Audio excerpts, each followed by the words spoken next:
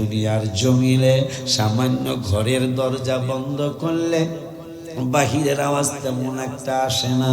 আর কবর তো কবর, কোনো ছিদ্র নাই, জানালা নাই, দরজা নাই। অথচ নবীজি বলতেছেন হাত্তা ইন্নাহু লা ইয়াসমাউ কুরআনি আলিহিম, যারে রাইখা গেলাম ওই পাগলা পাগলিটা, তোমরা যে রাইখা মনের কষ্ট নিয়ে চলে যাচ্ছ, তোমাদের পায়ের জুতার আওয়াজ সে কবর থেকে পাবে। সুবহানাল্লাহ কি বলা যায় না?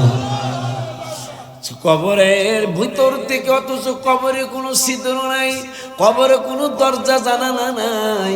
কানের পাওয়ার এত বাড়াইয়া দিবে আল্লাহ। দুনিয়ার জমিনে আপনি জুতা নিয়ে হাঁটতেছেন কবরের পাশ দিয়া, বুখারী শরীফে আসছে এই কবরবাসী আপনার জুতার আওয়াজ পায়। এই জন্য অনুরোধ করে যাই, কবরের মানুষ বড় অসহায়।